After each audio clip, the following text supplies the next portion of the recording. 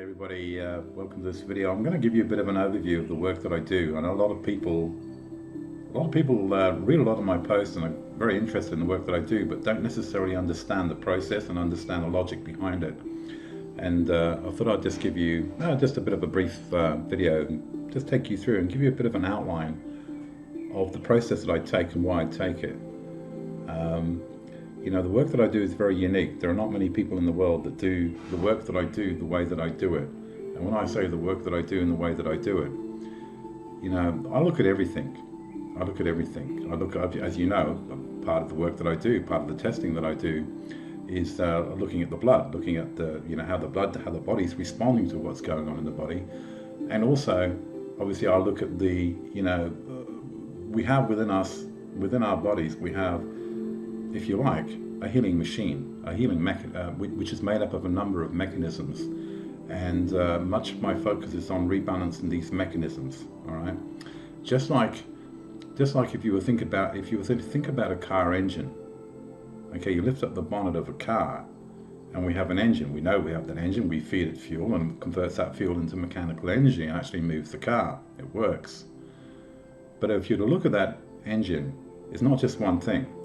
There's a number of components under the bonnet, and you may just have one of those components. You may have two or three of those components that are either not working or out of balance, and the whole car doesn't work, or it doesn't work very efficiently, and it's not very efficient at converting the fuel into mechanical energy. And the same with us. We have a number of mechanisms within our body that must be in balance. If they're not in balance, our body doesn't have the ability to be able to heal as well as it should be. Okay, it's like the engine is out of balance, and that's what I focus on. And and everybody is different. We are all biologically unique, which means you can line up 10 people, say 10 people, line up 10 people, and they all have, say, breast cancer. The structure to that cancer is likely to be different for everybody, which is why you don't address the breast cancer as such directly. You actually address the body. You need to understand the profile, the metabolic profile of that body, how that body's working, where is it out of balance. Okay, understanding the structure that led to that cancer. This is why a lot of people will go on the same diet, and people will have different results to that diet. Some people will lose weight, some people will gain weight, some people will do this, some people will do that. It's because we're all biologically unique, and we need to appreciate that. And typically we don't. We typically are out there I'm not just talking about mainstream. This happens a lot with natural medicine as well. Typically we're out there targeting the symptoms, targeting the disease, targeting the illnesses, targeting the problem. Okay, we don't deal with the problem. We deal with the person. And to deal with that person, we have to understand that uniqueness. We have to understand the structure of that person's brokenness, because that then leads us to what we need to do to be able to fix it. Okay? So I'm going to just add the blood. Some of you have seen the blood video. I'm going to run that at the end of this video. But I'll just quickly take you through, if we were to lift up the bonnet of our healing mechanisms, the mechanisms within our body that need to be in balance for our body to heal. There are 5 key systems, and you can see those systems. I've got them up on the screen. Okay, and there's a hierarchy to these systems as well, as far as the way that I address these systems. There's a hierarchy in everything. Sequence is everything.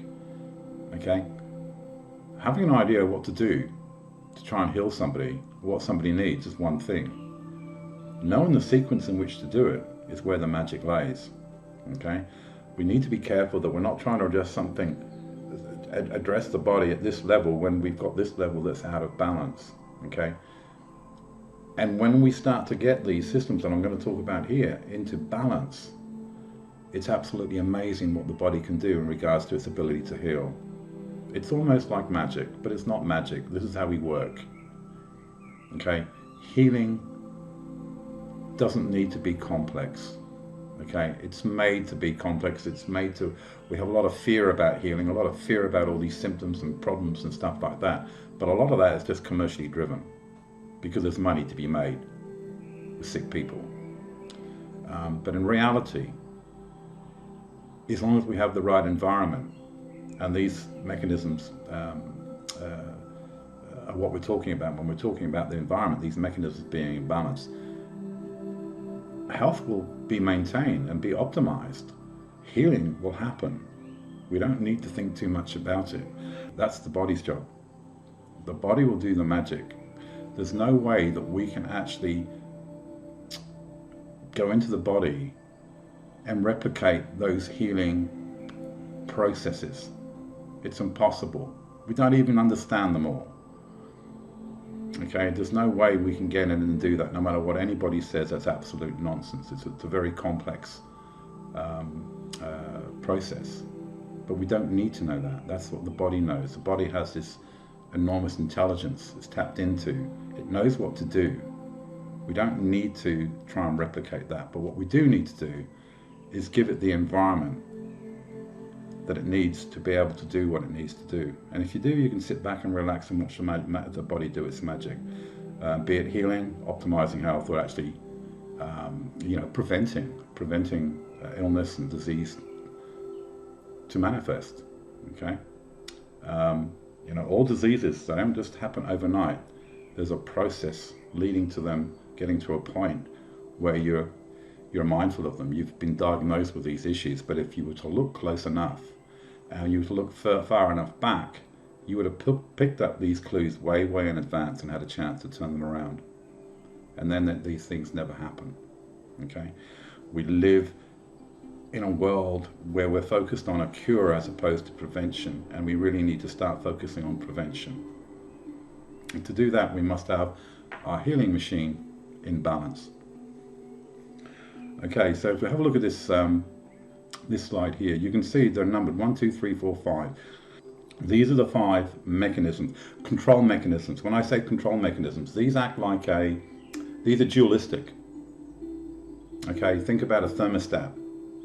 A thermostat, it's dualistic. It will switch on and switch off according to the range it needs to be in. So we put it on a certain temperature, the thermostat will come on, it will reach that temperature, it will kick off, it will come down again, it will reach a certain temperature, it will kick on again, reach a certain temperature, and off again, on again, off again. It's within this control range. We have the same within our body, and that's what these control mechanisms are. There are 2 sides. There's nothing too wrong with being in one or the other side. It's when they get stuck in one or the other because they're out of whack that we have this problem. We don't have this control. Okay, and as I mentioned, the control mechanisms, the hierarchy. If we look at number 1, dynamic number 1, the electrolyte balance. Okay, when we're talking about electrolyte balance, we're talking about the ability for the body to have enough electrolytes to actually power the engine in the first place. And I can almost guarantee many of you, if you work with a therapist or work with a practitioner or work with a doctor or whatever, I can almost guarantee they've never checked. They've made the assumption that you actually have a conduit within your body to actually move energy around. Well, if you don't have that, how is your body going to do work? Obviously, it's very important. And I can say without a doubt, a very high percentage of the people that I work with have a problem in this area. They do not have electrolyte balance, and therefore they do not have a conduit for energy to flow. Okay? The light switch isn't turned on in the first place. How do we expect the light to work? It's not. It's the most obvious thing to look at, but nobody's looking at it. Very few people. Okay? And if we have the energy, if we have the conduit, we have actually electrons moving through the body, well then we can go to the next step. And dynamic number 2 is the cell membrane physiology. This is another mechanism that very few people are looking at, but the cell membranes, this is essentially the circadian rhythm of our life. When we wake up in the morning, our cell membranes open, become more permeable, we bring in more oxygen, we wake up, we start detoxing, we start to metabolize, we start to produce energy, we're producing waste. Okay? The process of life is in action. The factory is turned on. That's in the morning. And it's not until nighttime that those cell membranes start to close down. And when the membranes close down, we go into this anaerobic anabolic state. In the morning, it's catabolic. It's open up, it's breaking down. Our body isn't building at the daytime, it's not growing in the day. It's at nighttime that our body actually moves into this anaerobic anabolic state when it starts to build. Most people have heard of anabolic steroids. It's build, build, build, build, build. Well, that's what we should be at nighttime. And just think about a flower. Just think about a flower, how the flower in the morning, when the sun comes up, the petals open. All right? A flower doesn't grow in the day. Well, most flowers don't. I don't know if everyone, but I'm pretty sure. Most flowers do not. Plants don't grow in the daytime. They grow at nighttime. Because the petals open up in the day, they're bringing in all the energy, they're doing all the stuff, they bring in all the resource, and it's at night time, once they close down, that's when they start to build and rebuild and actually grow. And if you were to measure a plant, measure a flower in the morning and night, and then measure it again at night time, it won't have moved. But if you measure it in the night time and measure it in the morning, you would have seen it shoot up a little bit. Okay? So cell membranes are very, very important. They're all to do with, think about it. We've got 50 to 70 trillion cells in our body that all require fats. Certain fats, two different types of fats, unsaturated fatty acids, saturated fatty acids. The unsaturated fatty acids are the runny oils. They are what open our cell membranes. It's the saturated fat that close the membranes down. So when we have a cell membrane problem, typically we've got to look at the liver and gallbladder or fat. We're either not bringing in those fats in the first place, or we're not emulsifying those fats and actually bringing them into the body so that our cells can access them. It's very, very important. And number 1 and 2 and number 3, we'll talk about that in a minute with energy production. These first 3 especially they have the most influence over everything. If these 3 aren't in balance, there's no point working on the bottom 2, because the first 3 will actually have a big influence on the next 2. So working on these, typically I will see an electrolyte balance with the client. Typically I will see a cell membrane imbalance as well. Okay? You can imagine if the sun didn't come up in the morning or the sun didn't go down at night time, what would happen? Chaos. Chaos in nature. Can you imagine if our cell membranes don't open up in the morning or don't close down at night, or they don't open in the first place? What happens? Chaos. Chaos in the body. And when we have chaos, we have all these fires that are burning. Our body goes into chaos, and it has trouble balancing things because it's trying to manage all these systems that have been influenced by the fact that our circadian rhythm is completely out. Okay, so that's very, very important. It's critical before you do anything else. Energy production. This is another big one. Our energy, with energy production, our body needs to be able to balance between carbs and fats. We don't want to burn too many carbs. We don't want to burn too many fats. We've got to have this balance. And I find a lot of people are either stuck in the fat burning or they're stuck in the carb burning. Either one, when we're stuck, we're going to have problems because they both have lots and lots of different impacts on the body. Okay? Now, the reason behind having this energy production could be enormous. There's quite enormous array of issues that could happen, or an array of different combinations or different patterns. And I guess just what I'm talking about, patterns, this is what essentially I'm doing. I'm looking for these patterns. And because I've worked with over 10,000 people now, I've seen thousands of them. Okay? I've worked with people, I've just talked with them, I've just asked them 5 or 6 questions and I've nailed it without doing any testing because I understand the patterns. Okay? There are a number of sequences, a number of patterns that actually are different structures to things going wrong. So energy production, obviously if we're having problems with energy, the chances are we're probably having problems of either getting the fats or getting the carbs, or actually getting that balance. Carbs are important, but not too many. Okay? If we're focusing too much on carbs, we're going to have a physical body that's up and down like a yo-yo. We're going to have a mental state and anxiety probably, and this person's going to be up and down. Whereas we stuck on the other side of the mechanism where we're just burning fats, we're going to be a little bit more lethargic because we tend to be a little bit more anaerobic, anabolic, where our cells are just closing down a bit too much. Okay, yeah. We've all experienced, I'm sure, having a roast dinner with lots of fats in there, and two hours later we're falling asleep. Well, someone's falling asleep on the sofa. That happens a lot because their body's having problems burning through the fats because they haven't got this balance, okay? And then we have the number 4, the nervous system. The nervous system, number 4 and number 5, the nervous system and the pH balance. This is like, if we look at the first 3, we look at those as like the biological dog, and the last 2 are like the tail, the wagging tail of the dog. They will move around according to these first 3. If we've got an electrolyte issue, we've got a cell membrane issue, we've got an energy production issue, well, we're going to have a nervous system that's going to be out of whack. Remember, the nervous system is a reactionary system. It's reacting to stresses, internally and externally. Okay?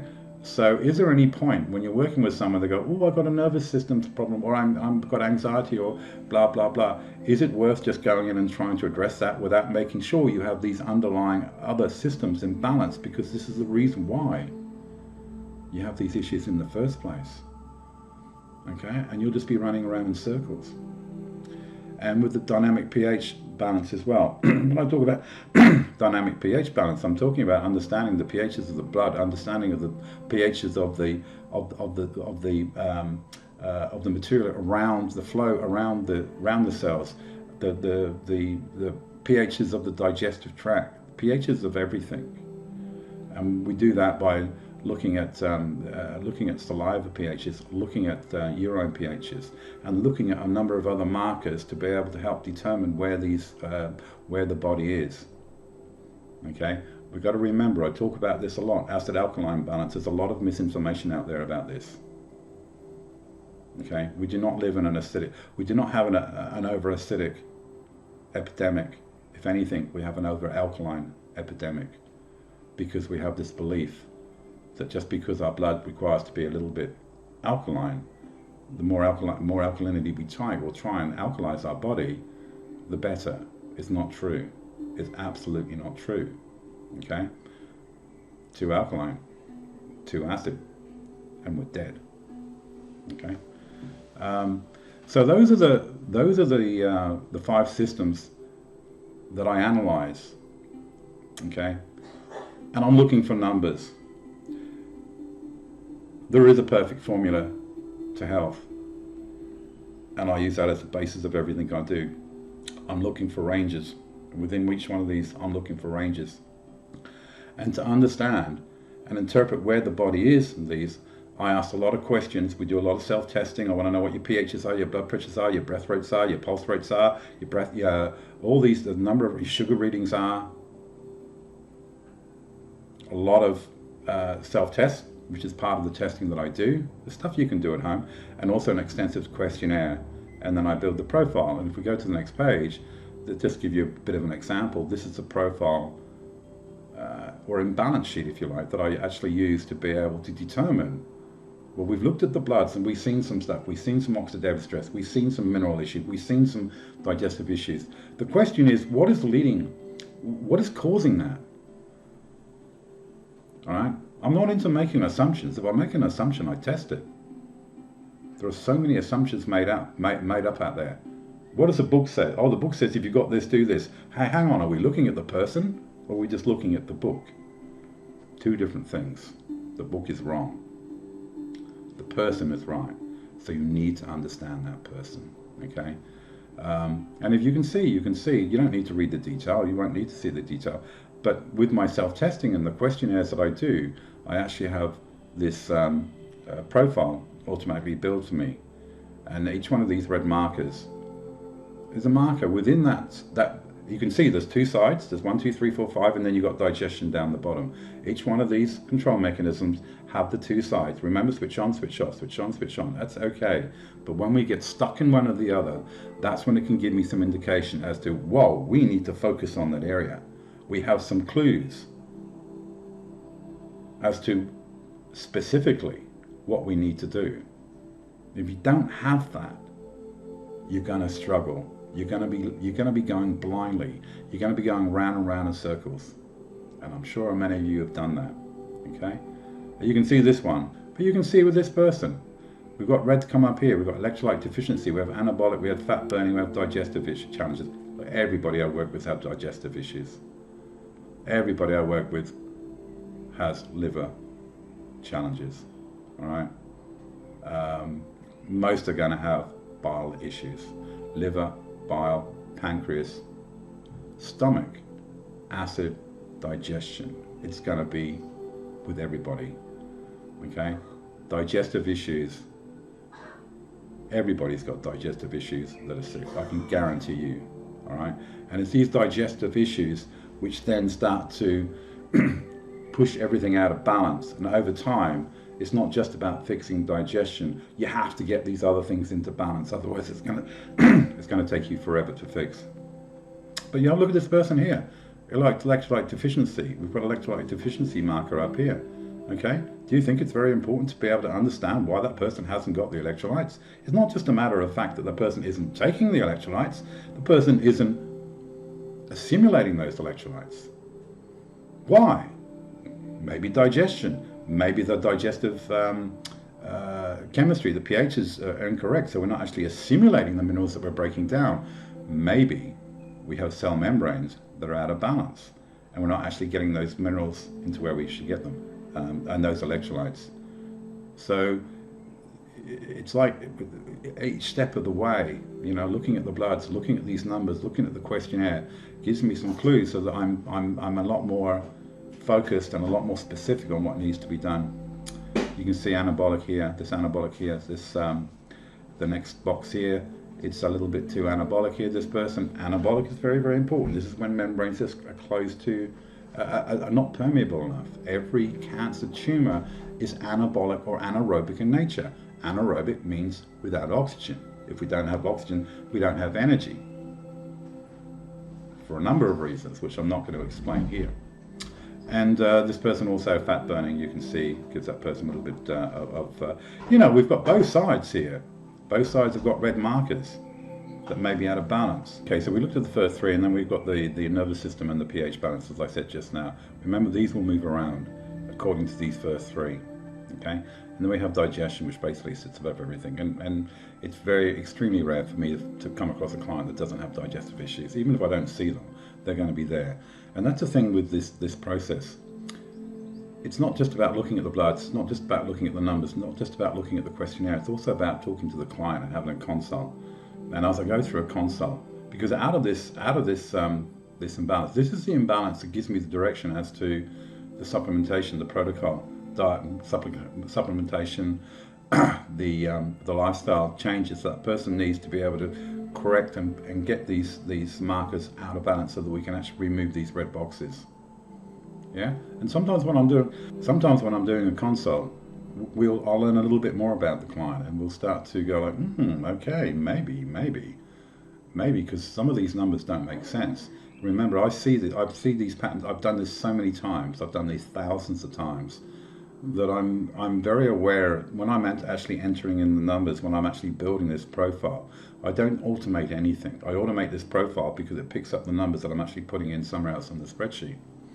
Okay, but as I'm going through, everything I put in manually, so I'm already in my mind, I'm starting to build this profile that when I hit Control Home and I go onto this profile, I have a pretty good idea of what I'm going to see.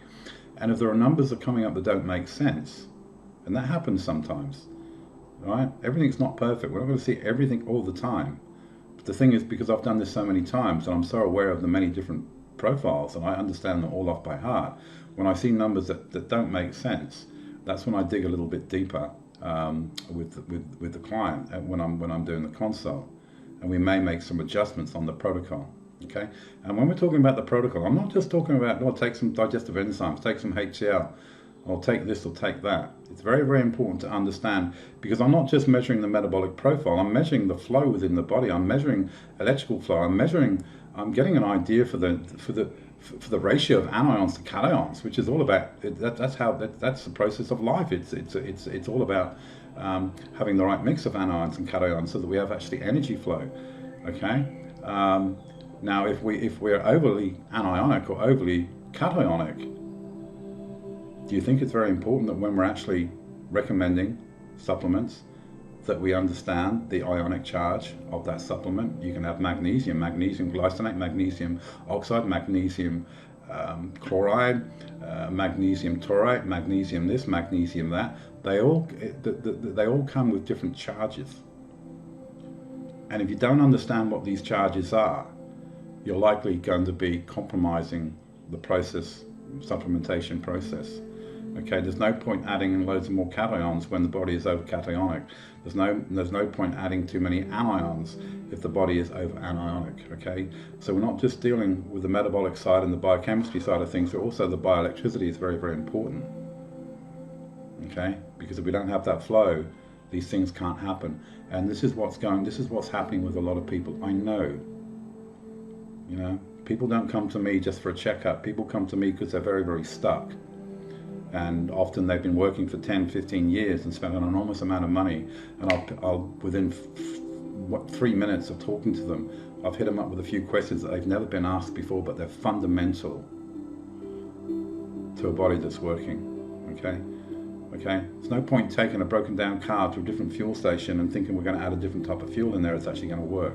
No, the engine's broken. We need to understand the brokenness. We need to understand the structure of that brokenness. And that's going to then dictate the sequence in which we address and fix that engine. And once you've fixed it, the engine will work quite well no matter what fuel you put in it. Okay? All right, just so these are the numbers. This is from the questionnaire. We do the consult. But also, as you know, I also focus on the blood. The blood's going to give me a bit of an idea of how whatever we're seeing on this imbalance guide, how is that reflected in the blood? Where are the problems in the blood? Where are the problems in the body? Where are the stresses in the body? How serious are those stresses, and do we need to address them? Okay, so it's like looking at everything. Do I need to see the bloods? Not really. Can I do it just by this? Absolutely. I'm able to do some consults without doing any testing at all, because I understand all the patterns. I understand the questions I need to ask. And I can ask 3 or 4 questions, and sometimes I can nail it, because the first question I ask, depending on the answer, is going to dictate my next question, which is going to, depending on the answer, is going to dictate the next question. And by the time I've got to 4 or 5 questions, I've nailed it. I've seen it before many, many times. Okay, so this is why I like to look at everything.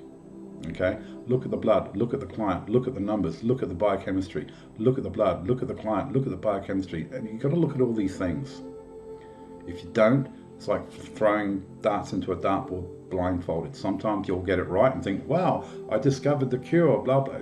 It was just pot luck. And the odds are it wasn't the long-term cure anyway. So some of you have already seen this video, but I'm going to just run this video with you. And you've probably seen this before, but let's just go through. And I'm just going to pause as we go through here. Okay? Just quick, I'm going to pause this. So this is what we're talking about when we're looking at blood, what it looked like. This is the blood from a healthy body. There's no white bits, there's no dark bits, there's no blemishes. It's very, very clear. Okay? So when we're looking at blood, as it says here, we're taking a peek into the future. This is like looking into the crystal ball. We may not be manifesting problems in our health. We may not have cancer. Or diagnosed with cancer. We may not be diagnosed with cardiovascular stress. We may not be diagnosed with these things. But when we look at the blood, we're actually, and all these numbers as well in the imbalance guide, we're starting to really look deep down and specifically look at the detail.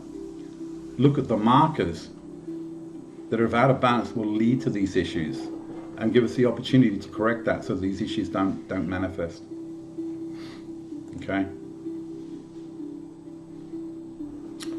Protein assimilation, it's a big one. It's a massive big one. Toxic colon, another big one. I see these quite often. Let's just pause this. This is very, very important. You can see all those white bits. That's polymerized protein puddles. It's where we have cellular breakdown. It's where we have acidic tissues. We have low oxygen. Okay. And when we think about low oxygen and acidic tissues, what are we talking about? Well, we're talking about anaerobic cell membranes, and we'd switch to the imbalance guide and say, oh, do we have an anaerobic cell membranes? Because we're seeing a result here that we may have too much oxidative stress going on. If that's the case, what have we got? We have an environment conducive to cancer development, tumor development. Okay, it doesn't mean you will have tumor development. What it does is you've got a much higher risk of tumor development. So what have you got to do? You've got to remove this condition, and we want to see some bloods where we don't have all these white patches.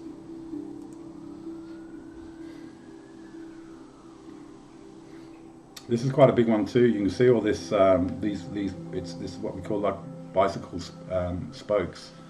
Okay. where we have problems with the body's been leaching minerals out of the bones for a long, long time. A lot of people that have osteoporosis will have our blood looking like this, okay? So when we see this and we don't have osteoporosis, we don't have mineral issues, or we're not mindful of that, we can almost guarantee it's been going on. The body's struggling to be able to balance things, okay? So once again, we're seeing these markers, we're seeing indications. The environment is telling us something, okay? Parasites, oh, let's just pause that as well. See these little black markers, they're markers of parasites. They're not actually the parasite as such, they're actually fibrin. They're actually where, the reason why we know the parasites is because parasites are all over the body. They create little injuries all over the body. They actually live off of our body. And when they do, they create a little bit of damage. And when that happens, fibrin accumulates in that little spot. And it's a fibrin that we're seeing here, these little black spots. This testing is very, very good for parasites because a lot of parasite tests are absolutely hopeless. Even the stool tests are not accurate. I know that because I work with many, many people that have done the stool tests, and we picked them up with this work and we've addressed it and we've helped fix things, okay? Cardiovascular system, we see that quite often. Cardiovascular stress often comes along with the parasites. Why? Because parasites produce a lot of ammonia. Why? Because ammonia puts a lot of stress on the cardiovascular system. Okay? So remember, I'm using these as clues. I'm not just looking at this one thing. I'm seeing if I see any other markers which say, oh, I see this, it's tick, tick, tick, tick, tick. Okay? And being a lot more accurate about what's going on and what we need to do. Liver is struggling, everybody's liver is struggling, no matter what. Lymphatics, that's another big one. Lymphatics are very important. I think I made a video a little while ago about lymphatics. It's very, very important to, obviously with the lymphatics. Lymphatics are linked to digestion, poor stomach acid, low stomach acid. If we have low stomach acid, we're going to probably be vulnerable to parasites. If we're going to have parasites, are we going to have ammonia? If we're going to have ammonia, do we have low energy flow? You can start to see these different things that I'm looking at, these different patterns, okay? Sounds very complex, but it's not. And then, at the end, we have cancer. Do we have, this actually came from a client with cancer. I'm not saying everybody that we look at that has a picture like this actually has cancer, but this is what cancer looks like, okay? And if that person, and I would say about 20% of the clients that I work with will have conditions leading up to this, which means they have a body, they have tissues that are conducive to manifesting tumors. If they're not careful, they're at a much higher risk, okay? So, can you see how valuable this testing is? Do you get this sort of testing elsewhere? No, you don't. There are very few people that are looking at all of this and following the process that I take to be able to do this. This is why it's so valuable, it's so important, and it really becomes very, very accurate in regards to what needs to be done. Nobody's going to get everything right every time, including me. Do I know everything? Not at all. I'm no magician, but what I do is massively increase the chances that I do know what's going on, and we do get more accurate, so that when we do actually intervene and make some changes, I'm going to be pretty well spot on. So it's really, really important. Look at the bloods, look at the numbers, look at the questionnaire, look at the client, have the consult, look at the bloods, add the consult, look at the bloods, look at the numbers. It's very, very important, okay? We're gathering these clues, all right? And like I said, everyone's different. Everyone has different structures to illness, but there are only so many of them, but there are a lot. Hundreds and hundreds and hundreds. And I've seen them all, okay? Different combinations of numbers. And that's what gives me the ability to be able to help a lot of people as long as they do what I ask them to do. Okay, I hope you enjoyed this video, and you'll see a link come up down the bottom if you would like to do some testing with me. I also teach what I do to other professionals and actually people, a general public as well. I have a foundational health and biohacking online program. It's a very, very good program, very, very powerful, and I'm helping other practitioners around the world improve what they do. This isn't going to replace what they do, it's going to add value to what they do. Okay, so it doesn't matter if you're a naturopath, or you're a kinesiologist, or you're a nutritionist, or you're acupuncturist, whatever. Surely, if you can have this information that can validate what you're doing is actually helping at this level, it's really, really important. And it helps people add a lot more value to what they're doing and get more improved quicker, and obviously build a better practice and a bigger practice and whatnot. And for the general public, it also gives people the tools with the training to be able to understand and interpret what's going on. Okay, hope you enjoyed the video. See you next time.